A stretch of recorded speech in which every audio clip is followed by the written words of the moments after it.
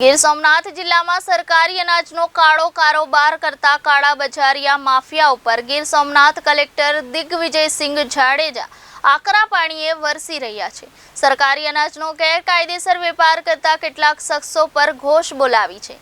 આજે તલાળામાંથી ગેરકાયદેસર સરકારી અનાજનો મોટો જથ્થો વહીવટીતંત્ર દ્વારા ઝડપી પાડવામાં આવ્યો છે। ગીર સોમનાથ કલેક્ટર ડીડી જાડેજાની સૂચનાથી જિલ્લા પુરવઠા અધિકારી ગીર સોમનાથ તેમજ તલાળા મામલતદાર કચેરીની ટીમ દ્વારા તલાળા સાસણ રોડ વચ્ચે આવેલ સોમનાથ હોટલની માલિકીની જગ્યામાં આવેલા અનાજના શંકાસ્પદ જથ્થા ઉપર રેડ કરી હતી। આ તમામ સરકારી અનાજ, ઘઉં, ચોખા અને ચણાનો જથ્થો અને ટાટા એસડી છોટા હાથી એક રિક્ષા સીઝ કરી હતી। તો સાથે 19 બાચકા ઘઉં કુલ 950 કિલો તેમજ 41 બાચકા ચોખા 2050 કિલો, 2 બાચકા ચણા 70 કિલો સહિતનો જથ્થો સીઝ કરી આગળની કાર્યવાહી હાથ ધરી છે। આ જથ્થો પ્લાસ્ટિકની વસ્તુઓ વેચીને તેની અવેજમાંથી એકત્ર કરાયો હોવાનું પ્રાથમિક દ્રષ્ટિએ જાણવા મળ્યું છે।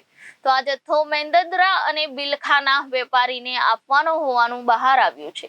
ગીર સોમનાથ કલેક્ટર દ્વારા ગેરકાયદેસર અનાજનો વેપાર કરતા લોકો ઉપર લાલ આંખ કરતા ગેરકાયદેસર અનાજનો વેપાર કરતા લોકોમાં ફફડાટ ફેલાઈ ગયો છે।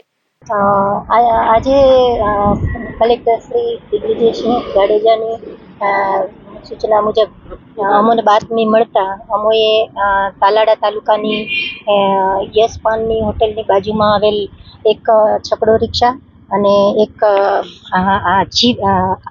એક આઈસર જીપ, આઈસી જીપ માં શંકાસ્પદ જથ્થો મળી આવેલ છે, સરકારી અનાજનો જથ્થો। ત્યારબાદ અમને મળેલ બાતમી મુજબ આગળ જતાં 2 આઈસી જીપમાં પણ શંકાસ્પદ સરકારી અનાજનો જથ્થો મળેલ છે, જેમના સેમ્પલ લઈ અમે આગળની કાર્યવાહી શરૂ કરી છે। કઈ જગ્યા છે અને ત્યાંથી આ ઝડપાયો છે અનાજનો જથ્થો? આજે 2 આઈસી જીપ છે એ તાલાળા સાસણ રોડ ઉપર આવેલ ગીર સોમનાથ હોટલની બાજુના કમ્પાઉન્ડમાં મળી આવેલ છે। બેના જથ્થો છે કઈ જગ્યા ઉપરથી લાવ્યો હતો, કઈ જગ્યા ઉપર લઈ જવાનું હતું તે કઈ જાણવાનું? જે ડ્રાઈવરો છે વાહનોના, એમના જણાવ્યા મુજબ આ જથ્થો